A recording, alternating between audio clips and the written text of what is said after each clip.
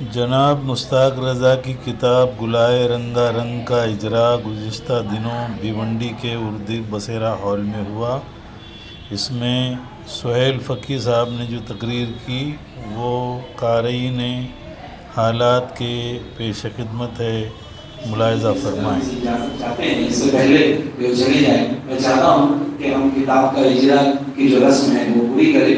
میں گزارش کر رہا ہوں عامر قریشی صاحب سے کہ وہ ہمارے مہمانان کے سپرد کتاب کریں۔ میں تمام مہمانان سے گزارش کر رہا ہوں کہ حضرائے کرام آپ کھڑے ہو جائیں اور کتاب کا اجرا کریں۔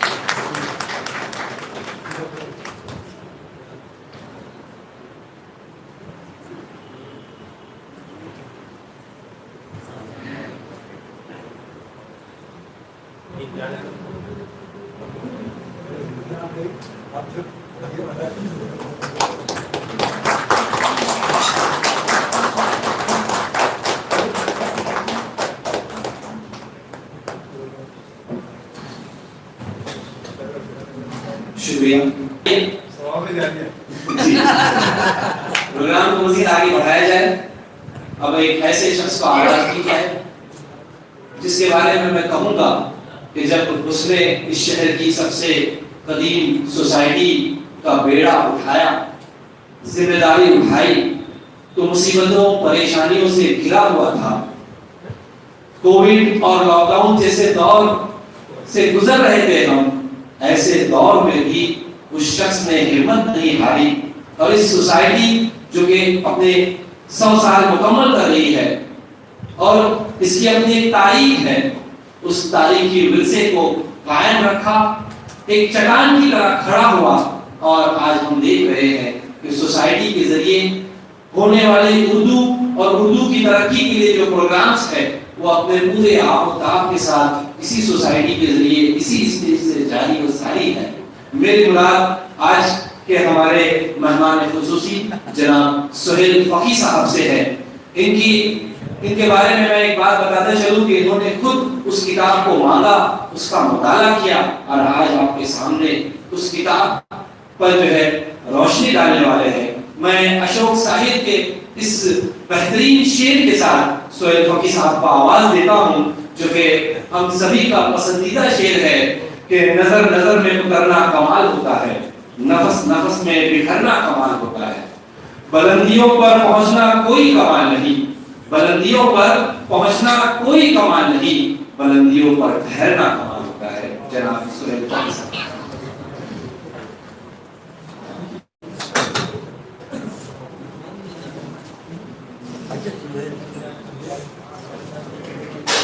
السلام علیکم۔ محترم نے ابھی تو کہا ٹوکن مسلم ایجوکیشن سوسائٹی کی جو کشتی رہی کہ جس طوفان میں جو حوالے کی گئی کہ لوگوں میں اور چٹان کی طرح جو کھڑا رہا، انہوں نے کہا وہ ساری باتیں ہمارے پریزیڈنٹ صاحب کے لیے، کلا فقی صاحب کے لیے، میرے لیے کلا فقی صاحب کی جتنی تعریف کی جائے اس لیے بھی کم ہے کہ جب میں نے ان کے ساتھ کام کرنا شروع کیا تو میں ان کو نہیں سمجھ سکا تھا، میری ان کی کچھ باتوں میں اختلافات بھی ہوئے، مگر آج میں ان کا گرمیلا ہو گیا ہوں اور میں ان سے بہت پیار کرنے لگا ہوں ایز اے بردر۔ تو کہنے کا مطلب یہ ہے کہ خیر بہرحال شکریہ جو آپ نے کہا۔ کتاب بھی میں نے منگوائی اور کتاب آئی بھی میرے پاس، اب میں نے کتنی پڑھی وہ کتاب اور میں خود جانتے ہیں اور کوئی نہیں جانتا۔ بہرحال کہ بلہائے رنگا رنگ، اس کے بارے میں یہ کہوں کہ گلوں میں رنگ بھرے بعد بہار چلے چلے بھی آؤ کہ گلشن کا کاروبار چلے. وہ ماشاء اللہ سے ہمارے مصنف صاحب نے انہوں نے جو کتاب لکھی ہے مشتاق صاحب نے کمال کی ماشاء اللہ اس میں ان کی ورکنگ ہے اور بہت ہی اعلیٰ درجے کا انہوں نے ماشاء اللہ اس میں سب پس منظر اور لوگوں کے کیریکٹرائزیشن کے بارے میں جس طریقے سے بھی بیان کیا ہے وہ قابل تعریف ہے. میں سمجھتا ہوں کہ جیسے کتاب اگر لکھنے کی بات ہوتی ہے تو میں نہیں سمجھتا کہ کتاب صرف مخصوص مصنف ہی لکھا کرتے. میرا خیال ہے میرا عقیدہ ہے کہ کتاب ہر آدمی کی ایک اپنی کتاب ہوتی ہے. ہر انسان اپنی کتاب لکھتا ہے. وہ بادشاہت کی کرسی پہ بیٹھا ہو یا آدھا پیٹ کھا کے رات میں سو رہا ہو کتاب تو اس کی بھی ہوتی ہے. تو کہنے کا مطلب ہے کہ آدمی چلا جائے گا دفن ہو جائے گا چتا میں جلایا جائے گا مگر شخص کی کتاب ختم نہیں ہوگی. ادب برائے ادب اور ادب برائے زندگی میں نے اسکول میں پڑھا ہے اور جس میں شاعر صاحب دھانوی کا بھی ذکر آیا اور دوسرے لوگوں کا بھی ذکر آیا اور میں کافی محظوظ رہا اس خیال سے. اب میرا تھوڑا میں بیان کروں اپنی دل کی بات جو شاید اس محفل میں اتنی میچ نہیں کرے گی مگر میں اس خیال کا ہوں کہ اچھی اردو برائے اردو بھی ہو سکتی ہے اور اردو برائے زندگی بھی ہو سکتی ہے. میں اس خیال کا ہوں کہ اردو ایک عام بول چال کی طرح وہ اردو کا استعمال ہو جس میں جیسے میں نے پڑھا تھا مولانا سلیمان ندوی صاحب کا ایک لیسن تھا اسکول میں میرے جو میں نے شاید ان کے جو استاد سے جن کا انتقال ہو گیا اس کتاب کو انہوں نے کمپلیٹ کیا تھا.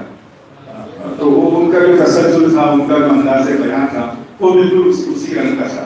تو اس میں بھی انہوں نے کہا تھا کہ جس طریقے سے اردو کے بعض الفاظ ثقیل ہوتے ہیں مشکل ہوتے ہیں یا میں پاکستانی ڈرامے دیکھتا ہوں تو کبھی کبھی مجھے لگتا ہے کہ کیوں یہ خواہ کی اتنی مشکل اردو میں یہ ڈائلاگ بازی ہو رہی ہے کہ وہ کیا کہتے ہیں نا کہ خط مستقیم کی طرح سیدھی کیوں سادہ اردو میں بات نہیں کی جائے. اور سادگی میں جب گلزار صاحب کا نام یاد آتا ہے یا سادگی میں صاحب کا بھی آتا ہے کہ تجھے زمین پہ بلایا گیا ہے میرے لیے تو اس طریقے سے میں بالکل بھی ثقیل الفاظ کا مشکل الفاظ کا استعمال ہی اچھی اردو نہیں سمجھتا ہوں. وہ یقیناً ہے وہ بھی ایک اس کی خوبی ہے اس کی تعریف ہونی چاہیے مگر سادہ سلیس اردو کی بھی اہمیت اپنی جگہ پہ ہوتی ہے. جیسے مثلاً انہوں نے کہا کہ ساون کی جو خوبصورتی ہے وہ ایک عجیب قسم کا اس میں نشہ ہے. ساون ایک ہندوستانی ہے ہمارا جو پرشین لفظ نہیں ہے ساون یا بلبل کہیں ہم بلبل میں جو باتیں آتی ہیں جو نزاکت آتی ہے جو اس کی آواز جو اس کے گیت جو اس کی صدا جو اس کی خوب جو کہ وہ شاید اور دوسرے پرندوں کے ناموں میں شاید وہ شاہین یا دوسرے لفظوں میں شاید وہ اس پیرائے میں نہیں ہے. شاہین کی اہمیت ہوگی کہ تو چٹان میں بسیرا کر پہاڑوں کے چٹان میں وغیرہ وغیرہ. اب ایک بار اور اتنے بڑے ناموں کے درمیان رہبر صاحب ہیں رفیع صاحب ہیں مشتاق صاحب ہیں ان کے درمیان شاید میں اس قابل نہیں تھا کہ مجھے یہاں بلایا جاتا مگر پھر بھی جو مجھے عزت دی مجھے آپ لوگوں نے بلایا اس کا میں شکر گزار ہوں. اور کم از کم خوشبوؤں کی دکان سے یا عطر کی دکان سے گزرتے ہوئے کچھ خوشبو میرے بدن میں بھی لگ جائے. اس کے بعد اور میں کہوں چونکہ میں نے اسکرین پلے رائٹر رہا ہوں اور میں بھی جانتا ہوں کہ writing is what writing is rewriting. تو اس طرح کی جو تیسری کتاب ہے میں وثوق کے ساتھ کہہ سکتا ہوں کہ جو ان کی جو پہلی دو کتابیں ہیں اس سے کئی درجے بہتر ہے اور مستند ہے پاورفل ہے. اور میری امید ہے میری ان سے گزارش ہے کہ چوتھی کتاب لکھیں جو اس سے بہتر ہوگی. شکریہ. Thank you. مختصر مگر بہت ہی جامع انداز میں جناب سہیل فقی صاحب اپنے خیالات کا اظہار کر رہے تھے.